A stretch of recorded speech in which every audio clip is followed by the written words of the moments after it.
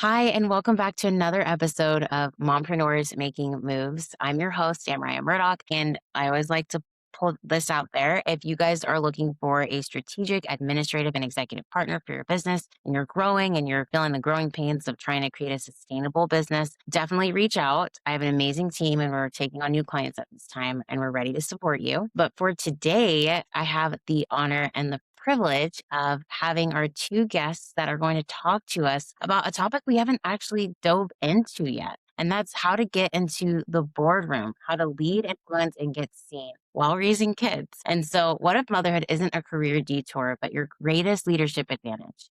In this episode, we are going to sit down with the leadership experts, Samantha and Annette, corporate veterans, board advisors, and champions for women rising into executive roles to unpack what it really takes to step into the C suite and beyond. From navigating visibility gaps to building influence without burning out, they're on a mission to demystify the path to the boardroom for women, especially moms, balancing ambition with real life. So, we're going to dive into how the leadership is evolving, why moms are actually uniquely equipped to lead, and the strategic moves that you can make in order to access opportunities that are usually kept behind closed doors.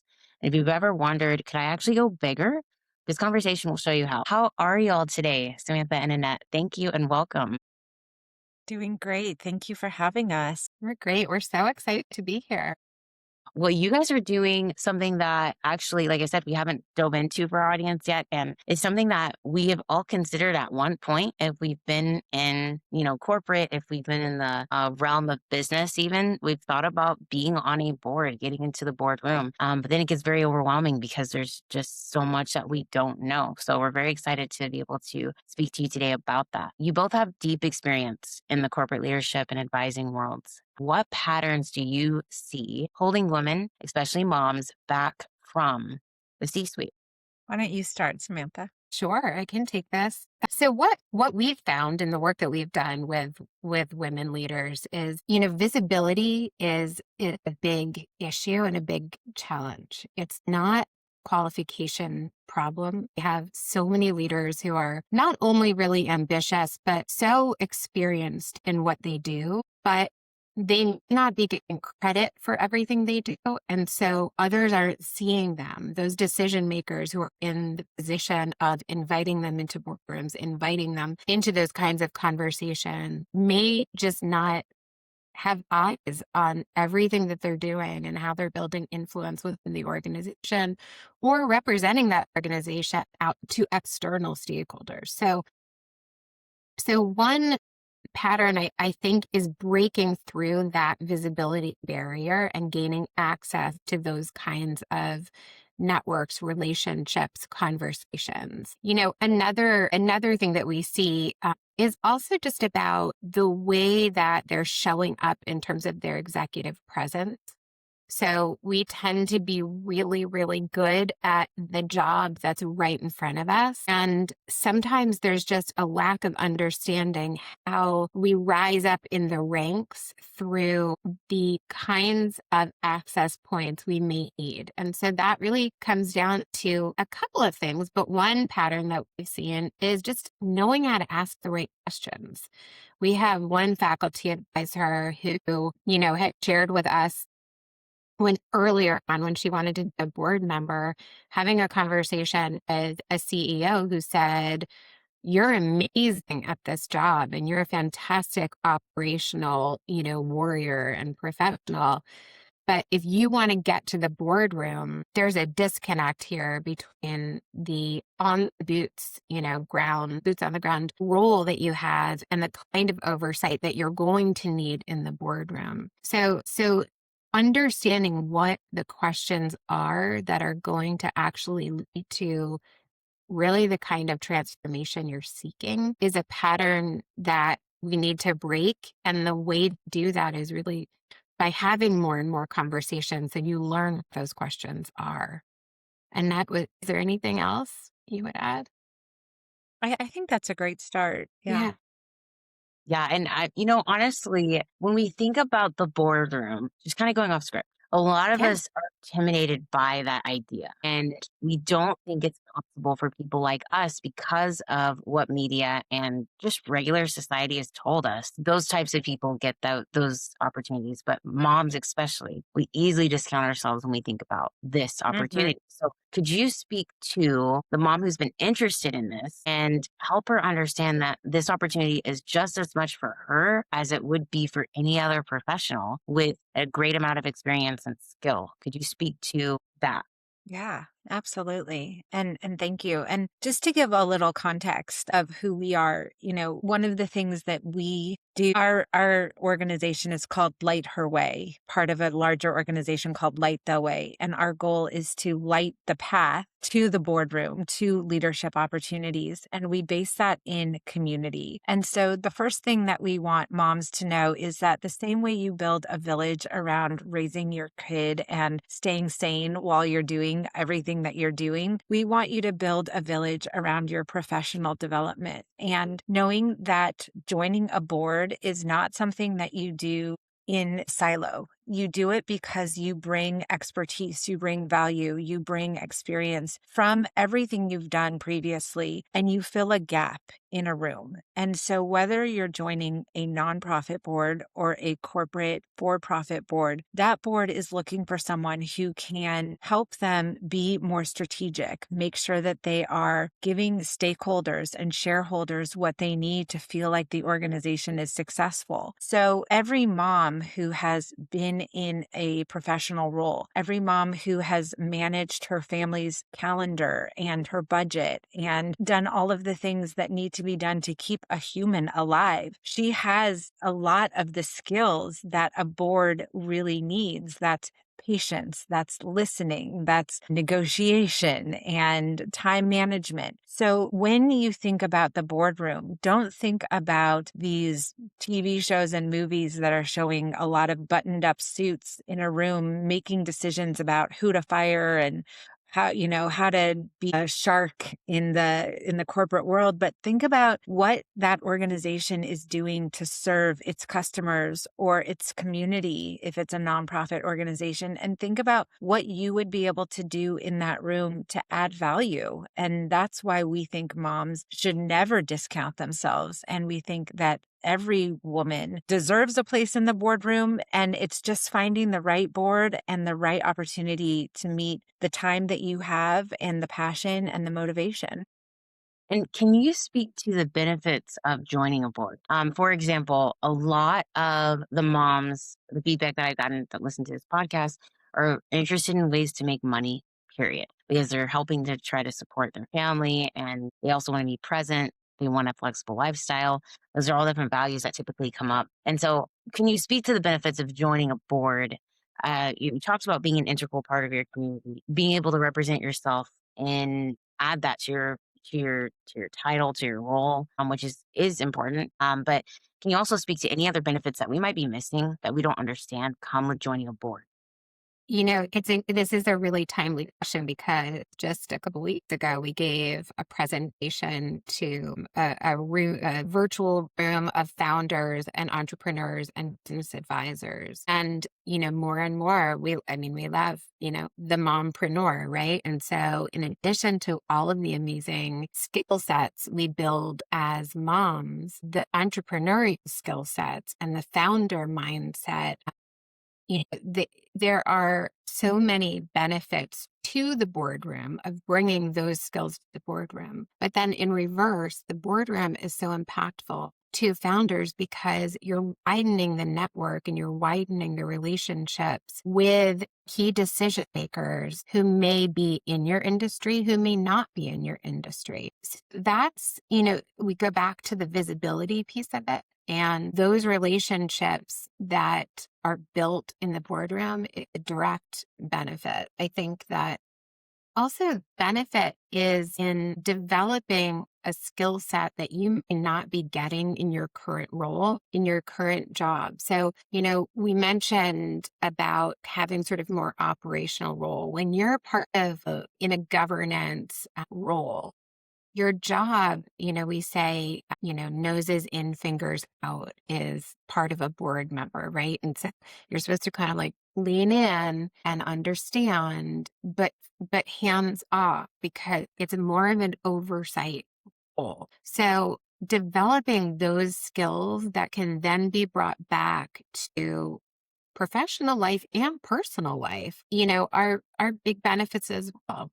Yeah. And if I can add to that, Mhm. I would say that a lot of people do want to consider board work because they are looking for a board that compensates them for their time. And there are boards that can be lucrative when you join them. And most of those are for profit boards in the corporate world. Either they are private or public companies. And joining one of those boards is an extremely powerful move and personally. And it's something that you want to build a strategy around. So someone who is mid-career or even early in career and is gaining skills both professionally and from their motherhood journey, you may want to start to recognize all of the skills that you're gaining. Look at board opportunities that are out there and put a timeline together because it might be 5 years or more until those opportunities are available to you and are appropriate for you, but that doesn't mean that they won't be one day. And that's what we like to really work on with the people that we support is what is your 1 year plan, for maybe a nonprofit board? What is your 5 year plan? What is your 10 year plan? And what do you need to do to fill in the gaps to make sure that you are getting onto the board that is not only teaching you, not only expanding your network, not only giving you opportunities to expand your perspective, but also potentially compensating you for your time, particularly when you're ready to be more flexible in your work and not necessarily have the grind of the 9 to 5 or the, what is it, 996 every day, for the rest of time. Yeah, yeah. Could you talk about two things? One is your program, and then could you also speak to any big wins or testimonials or amazing outcomes that have come from people who have experienced your program and just ventured forth? Could you speak to those two things? Yeah. We would So, be happy I mean, to. I can take some of this. Annette and I started this program called Board of Advisors really because two of us didn't have a solution in the marketplace that felt really good to us. We were looking for a community around board leadership, around finding access points, providing transparent conversations, being sort of link between sitting board member and those who are looking to join a board, but also specifically for women because there are different constraints out there. There's different thought processes. There's sometimes different paths, nonlinear professional development, sometimes career breaks and coming back. And so it was important to us to identify very experienced board members who were out there doing the work who had been doing it, right? So a lot of our faculty advisors are not people who may have been on a board for a couple of years, but who have been on boards for decades, have seen these big transitions, have gone through market shifts, have gone through economic or geopolitical factors that have shifted the way they make decisions. So, and yes, many of whom are mothers as well. So, those kinds of conversations were really important to us. So when women leaders come through our program, they are seeking community. They are seeking the resources, the preparation, coaching, guidance. So those are kind of all parts of our program. But then, we like to call it an ecosystem because it's not just about taking a course or going through a program and then you're done. We really want people to develop, as Annette pointed to, sometimes these journeys can be right away. And you asked about big wins. We've had women mid cohort on boards, which is amazing. And then there's others who are planning for a journey that may come 3 or 4 years down the road. And so as we grow, we really want to foster all of these connections that are going to support women, not just throughout the program, but really for the long term after. Yes. Yeah. And I like what you brought up as well, really quickly. Just I like that you mentioned there's two pathways. It's not just trying to get on a board immediately, it's maybe just planning out creating those networks and partnerships because that preparation really plays into getting a board at the time that you are really looking to get into a board. And so that's important as well. Sorry, go ahead. Well, I was just going to say that, specifically for this group of listeners, I love to point out that in the cohorts that we've run so far in the few years that we've been doing Board of Advisors, we've had two Board of Advisors babies born. And so those members of our cohort have been able to pause their participation and come back when it's convenient for them. And we're so excited to support their girls, both of them had girls, to be entrepreneurs and leaders as they grow up. And the other thing that I don't think Samantha went into a lot of detail on is how our program runs. So, what we do as we build community is have a live cohort that happens several times a year where people join. We have meetings that are virtual because we are a nationwide organization. Either we are doing working sessions with our participants to focus on some of the key elements of your board journey, your personal brand, the way that you build a board bio, prepping for interviews. But the other sessions are bringing experts and sitting board members to have those conversations, to have really intimate and honest conversations about what it means to get onto a board, to stay on a board, to invite other people to join you on a board, how to network intentionally and to practice all of those things. And for people, especially people like moms who aren't necessarily able to join the set times that we have, we're super, super excited because we are launching in about 2 weeks our on-demand version of our cohort. So this is for people who are looking to do something self-paced when they find the time, whether it's in the middle of the night or while their baby's napping. You do the content through recorded videos. You have a workbook available to you, same workbook that the live participants have, and you have access to the community element, which is regular check-ins with us and other members of the community to get feedback, to share wins, and even to share losses, frustrations, and to vent together so that everyone moves forward feeling really, really supported. So we're so excited to bring more and more people, especially moms, to the boardroom because we know that the power of motherhood is vast. And we want that kind of an energy in all kinds of boardrooms. Is lovely. And how exciting. Congratulations on that. And Thank you. once that does launch, I will need to have that link so I can connect it to this episode as well for the Well, Moms we Room. will actually give it to you right away because anyone who is interested and wants to purchase before it launches will get a significant discount and be one of our VIPs. So we will share that and make it available because we want the board journey to be accessible to everyone, not just the people who are already connected to those powerful rooms. No, that's lovely. Thank you. So exciting. So exciting. And I know, especially for moms, that'll be super convenient. Yeah. So that is lovely. Wonderful. Thank you for explaining a little bit more about the program as well. So, one thing that I'm curious about is how would you respond or address the objection, concern, whatever you want to call it, of there's so many people trying to get onto board that there's no more space or room for a new person like me. I think that's another thing that moms often think. So now we've moved from, okay, I do deserve to be on board. I can have a place on the from that. Now we're thinking, but it's competitive, right? Could you speak to that concern? Yeah, definitely. I mean, first of all, so many of us, to your point, think of the board rooms we see in media, and those are just such a small percentage of the boards that exist where you can have real impact. So the boardrooms for Coca-Cola and AT&T, those are boards that most, normal people will never be on. But There are boards that exist for startups. There are advisory boards that exist for companies that are PE and VC backed. There are so many nonprofit boards.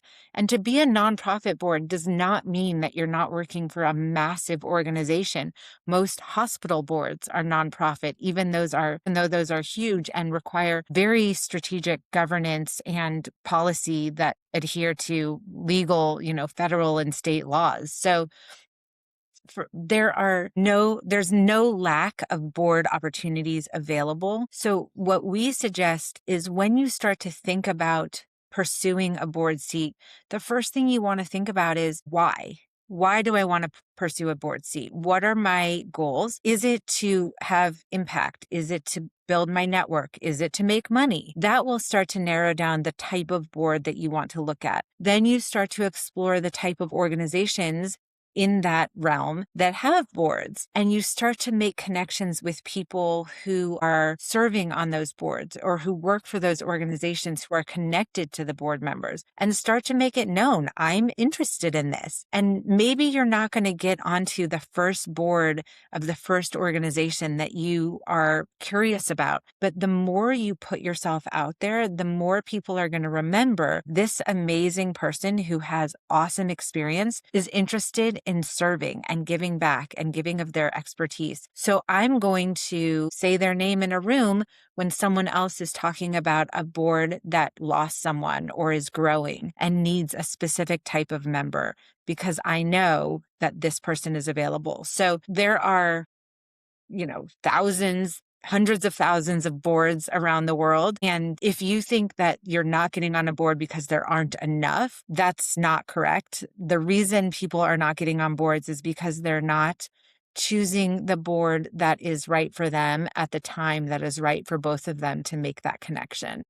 There's something that I was thinking as Annette was talking is my oldest is applying to colleges, unbelievably, this summer. And we've had a lot of conversations where, this sort of self-rejection comes in of, well, not, I don't know, do I even apply? I'm not going to get in, or, those sort of negative messages that we have in our heads. And unfortunately, women tend to have those messages a little bit more, right? I mean, there are statistics about, applying for jobs. And, if we don't have like every single one of the capabilities checked off, that we kind of, don't put ourselves out there. And the truth is, as Annette was mentioning, is that there are so many different needs on a board. So just like when you're applying to college, right? Maybe they need someone who wrote crew. Maybe they need someone who's in art or really, really good at, biology.